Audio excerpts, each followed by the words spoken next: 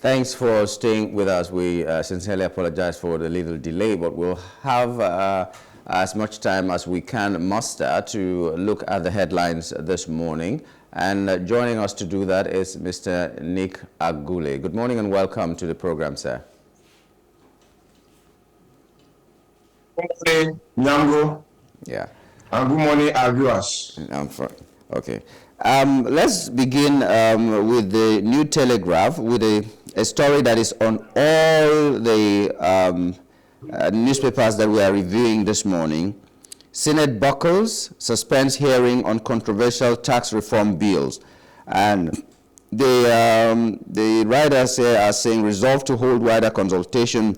Proposed reform will destroy public tertiary institutions and coerce ones. And that is, as ATF says, Nigeria, other nations lose $50 billion annually to tax evasion. A major thing is that these bills have been suspended by the Senate till further notice. They didn't give a timeline, even though they have set up a committee to look into all the concerns alongside the committee set by the presidency. But it has been suspended, and there are fears that the bills may be watered down to same old, instead of being what is the revolution that we are going to see in the tax sector.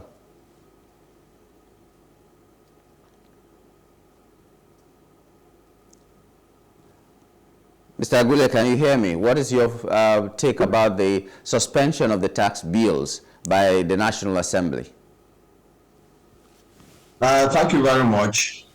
My view is that it is a sad development.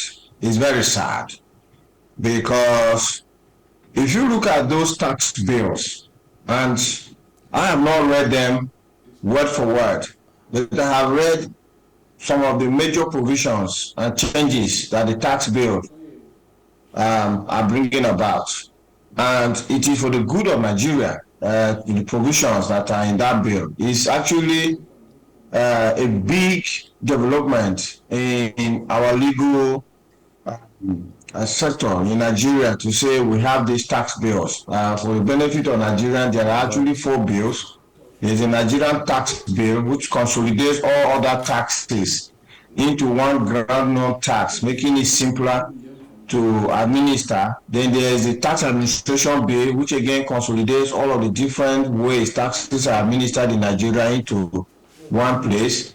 And then there's a Nigerian Revenue Service bill, which consolidates revenue collection, that is tax assessment, collection, and accounting that is happening across the board. Some of the entities just collect taxes and they eat it, they just spend it. All that is to be consolidated into one body, the Nigerian Revenue Service bill, and then the joint tax revenue, which replaces the current joint tax board. So this is real restructuring of the tax sectors, our taxes,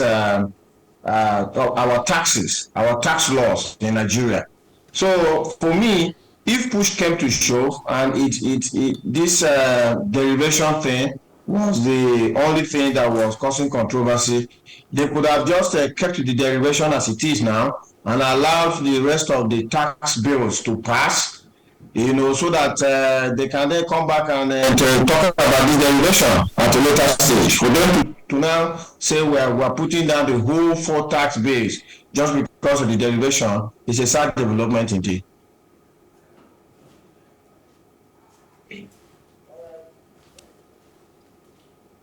Can you hear me? Okay. Well, I do hope that we'll find some way to make sure that all the major ingredients in these tax bills will be retained, and the gray areas will be explained even more. Now, there's Nigeria's debt stock inches to 140 trillion, defies global deadline. That is the headline, also the top right corner, or top on the New Telegraph. Nigeria's debt stock inches to 140 trillion naira, defies global decline. It's on almost all the newspapers anyway. Devaluation raises foreign debt by 30 trillion naira. That's a report. That's how the caption did on the Punch newspaper and so many other newspapers. So this is where our debt profile has taken us. This is how much we're standing right now. I don't know what the future holds for us. Well, it's unfortunate that this current government has continued with the practice of borrowing, which the Buhari government carried out for the entire 8 years. One would have expected this government, especially that the president is a businessman. He has worked in the private sector. He knows what to do in order to turn around an economy like this. It's unfortunate that that is not happening. What the government must understand is that instead of borrowing, they can create the enabling environment to attract foreign direct investment. Say, for instance, the telecom sector, we didn't borrow to fund the MTN and co. No, we opened up the space, gave them licenses, and they brought their own money. And they built the telecoms infrastructure. That is why I'm using data services now to be able to communicate with you at the studios. So this is what they need. I mean, there is the more than $100 billion that MTN and co have invested in the Nigerian telecom sector is not on Nigeria's balance sheet as a loan. So that is one aspect. The other aspect is that when you borrow, you put this borrowing into tangible capital expenditure projects, which will return the borrowing. But we're seeing borrowing and we're not seeing any capital projects that have been built. For instance, if you borrow to build railways across Nigeria, as we speak today, Nigerians will be going about using those trains, and then they'll be paying their fares, which will be, paying back the borrowing. But the bottom line here is that I will support that government should just get out of business. Government should just hands off out of business. Like government talks about, I will borrow to do refinery. No. Allow the refinery to private sector hands and let them find a way to fund their operations and then produce the goods and services that Nigeria needs. Okay. In the Punch newspaper, there is this story about fuel imports. That's your forte. Fuel imports hit 2.3 billion liters despite local production. We still do not understand what is going on. I thought maybe there was this matching order that maybe every marketer will buy from Dangote or something. I thought it had been decided that people are not going to import anymore. But right now, 2-point-something billion liters, even when we have local production. Is that a good thing? Yes, it's a good thing. It's a good thing because any matching order that stops any other way that Nigerians can buy petrol aside from Dangote refinery is very injurious to us, because that would then make Dangote an absolute monopoly. He can decide to charge us any price, knowing that we have no choice. So long as Dangote is charging us very high for petrol, so high that an imported product will land and compete with his product, then let us continue to import, because I believe that Dangote is charging us too much for petrol. But if he was not charging us too much for petrol, it would have been impossible for us to import petrol and it will sell cheaper. So let the imports continue until Dangote begins to give Nigerians a better deal in terms of pricing. But it could still just decide not to still give us, because it's not as if the one they're importing is making any difference in the market. So if it's going to be the same thing, then he can just continue, nothing to fear. Because if they were importing and then maybe selling at 800 naira, then there is something that's competition. But they're importing and selling either at the same price with him or a little bit higher than him. That's not fair competition. It is fair competition. And it is good that we do it like that. Because it doesn't make sense that somebody who is pounding yam in Lagos, doing pounded yam in Lagos, in fact, let me give an example, doing pounded yam in Benue State, where the yam is produced, somebody doing pounded yam in Benue State, his pounded yam is as expensive as pounded yam that they will go and pound in America and bring to Benue. That person doing pounded yam in Benue has to face that competition coming from America, even if they sell at the same price. Let it be so. Because the moment even we are not able to bring petrol from outside, Dangote can wake up and tell us that his petrol is 2,000 naira. What are we going to do about it? You see, I'm very annoyed with Dangote. I'm very annoyed with him because we prayed for him even before he was building his refinery. Nigeria was giving him foreign exchange at official rate. He didn't have to go to the market to buy his dollars. We were giving him dollars at official rate. And then after he completed his refinery, NNPCL and NMDPRA, they started doing all sorts of shenanigans. We Nigerians came out to fight for him. Now he has done his petrol. Instead of him to sell petrol to us at far reduced rate than what is imported, his petrol and imports are competing. How does that make sense?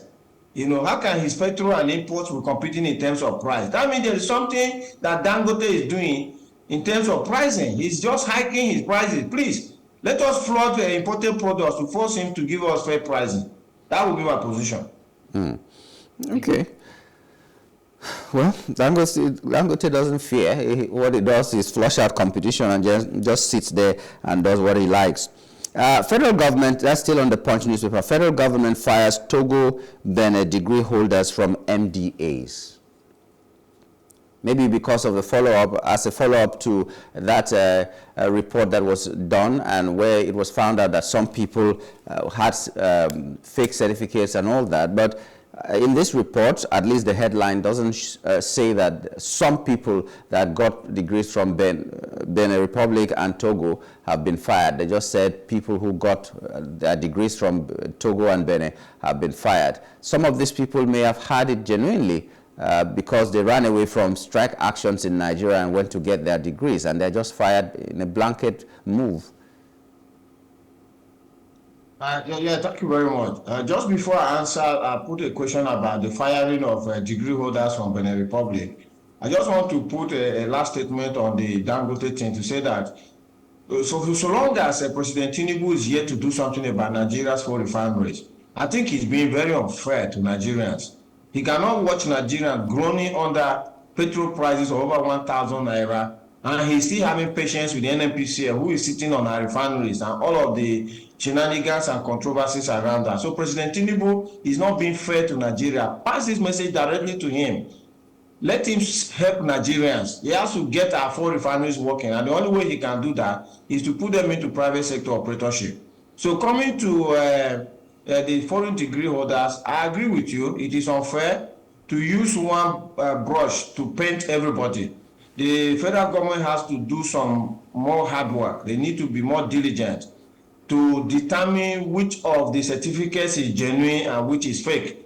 And those that are fake are the ones that should receive the sack. Those who have genuine certificates should be spared. That's the only way justice can be served. Okay. Now, South Africa targets Nigerian lithium for e-vehicle revolution.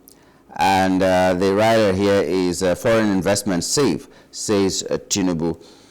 South Africa, remember that our president was in South Africa not too long ago and was talking about strengthening the bilateral collaboration or relationship with South Africa. And now they are targeting our mineral resources for the production or for the development of the e-vehicles in South Africa. And we have it in Nigeria, and we seem to have said nothing about it. Yeah, so Nigeria is not taking advantage of all the blessings that God has given us. We are a fully blessed country. We really lack nothing. I have traveled to many countries in the world. I don't think there's any country that has it all the way Nigeria is blessed. But we are not solving anything. And that's because we are not doing the real hard work. A lot of people, there are basic things that must be in place for an economy to function. So like you say, the president just came back from South Africa. In South Africa, number one, the rule of law is happening in South Africa. Yeah, that is why they can put a former president to trial behind bars. That is why famous people like Oscar Pistorius can be tried and jailed, right? So in Nigeria, if you are a big man, you are off the hook. If you're a small man, then the law comes after you. There is no nation that operates such a lopsided law enforcement that looks at faces. That the image of justice is a blindfolded woman who does not have eyes to see the person before the judiciary. But in Nigeria, the woman's eyes are very wide open. So you don't have things like that. How can you expect development? I mean, the president just went and enjoyed 55,000 megawatts of electricity to about 65 million people. And he has come back to 3,000 to 5,000 megawatts of electricity to over 200 million people.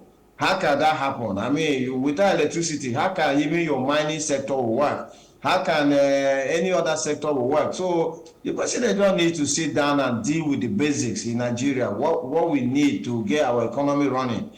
Which investors are you bringing when your power supply is 3,000 to 5,000 megawatts? Your petrol is so expensive, over 1,000 naira, such that minimum wage cannot fill a tank of petrol. Insecurity is all over the place. Infrastructure is totally collapsed and all. These are the things the president should be dealing with. Investors know where to go. Dubai, they don't go about looking for investors. They have sought out Dubai, and people are going to Dubai by themselves. So it is actually becoming quite tiring to hear this going to low. For since we started the democratic journey, all presidents have been traveling abroad looking for foreign investors. Where are they? The small ones we had from the beginning of this new democracy that we have in Nigeria, they have all left us. I was just telling someone yesterday that to buy paracetamol now, they are now retailing a card of paracetamol. 2 tablets in the card cost 100 naira. And so you can imagine what we have become now. Investors are leaving, pharmaceutical companies, manufacturing companies are leaving, and I don't know where we are going to end. Let's just take a final headline right now, and that final one before we wrap it up on this segment is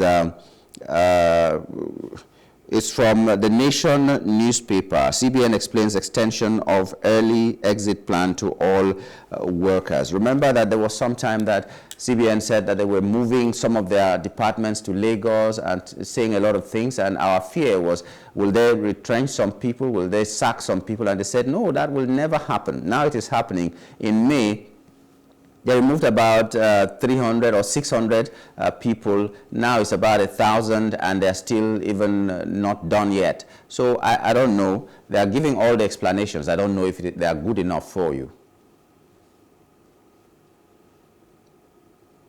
Sorry, I think the line kind of... CBN is sacking people. Can you hear me? CBN is sacking people and giving explanations, even when they promised that that will not happen, when they began to say they were moving headquarters, sending some people back to Lagos and all the things. People expressed fears that they were going to sack some people, and they promised that it will not happen. Now they have already sacked like more than 1,000 people, and they're still going on. Well, for me, my view about this is that if the CBN can sack as many as 1,000 people and still be able to operate, it then means that the CBN was actually overstaffed. I mean, there were just too many people there doing nothing, because there is no organization that can let 1,000 people go and still survive. If that organization was optimally staffed, if that organization was efficiently staffed. So when it comes to matters between employer and employee, it's a marriage. When the employee wants to go, they have their right to go. And when the employee wants to let staff go, they also have a right to let staff go, so long as they're in compliance with the employment contract. So I don't see anything wrong in what the CBN is doing, except there is evidence of victimization. For instance, how do you select those that you are going to sack? If there is, an unjust practice in that, and it's not being fair to all concerned, then that is where the issue will come. But to say that we stop an organization from releasing staff, I don't think that is that is part of the contract of employment. Every contract of employment has a clause inside as to how the contract will be terminated, with a notice period either given by the staff or given by the organization. So that is that 1,000 people have been sacked and CBN is still alive. That's just to tell you that. Meanwhile, let me just say here that they have all these people. That means if they let 1,000 people go, only God knows how many other people are left, maybe 10,000, 20,000 in that organization. Despite all those number of staff in those organizations, yet somebody can steal as much money from that organization and build 753 mansions. You know, that shows that the whole system is totally broken. Those staff in the CBN, they don't even know what they are doing.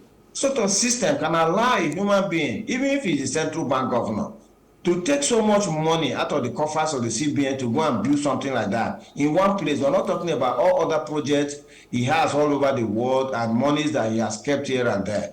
It means that CBN staff themselves are not helping Nigerians, and they're part of the problem. They must sit up and resist temptations or any moves by their leaders, including the bank's governor, to do this kind of corruption that is putting us in our face. It's a very bad image for Nigeria. And the so-called foreign investors who are looking for, they are saying, why can I take my money to an economy where the central bank can have this kind of corruption?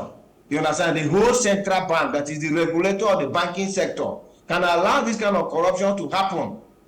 Why would I take my money to such a country? So it's a bad day for the CBN. That's my view on that. It's all right. Let there just be a situation where you promise and you don't fail, because it was a promise that, all the staff are still necessary. We are not going to sack them. This reform that we are trying to do is not to sack people, but then a few months later they're sacking almost everybody. That was my worry, not that they didn't have right to sack, but they promised it wouldn't happen this way, and now there's mass retrenchment. That's why I was worried. Yeah, but Nyambu, this sack may not be related to the movement of some offices to Lagos. It may not be related, and it could just be an excuse to show. Could just be an excuse those people anyway. that were moved to Lagos that have been sacked. No, not them. Sack and just because there are too many there. They said they were doing some reforms. They were doing some kind of things, and then we were asking the question: will this reform involve sacking people? And they said no. And now they're sacking. So I don't know what changed between then and now. That's what I'm saying. But that's matter for another day. Let's see. I hope that the people will not cry out and say they were unjustly sacked and there were no remunerations or there were no benefits when they were removed and all that. But we'll still be listening. Nyambu, did you see the bill? They said it's 50 billion naira put on the table for this sack staff. If I'm even there, won't I want to take that kind of money and I take that kind of money and go and run my business. Okay, Mr. Agule, thank you so much for your time this morning. It's been a pleasure as always having you join us. Thank you, Nyambu, and good morning to all our viewers. Nice day.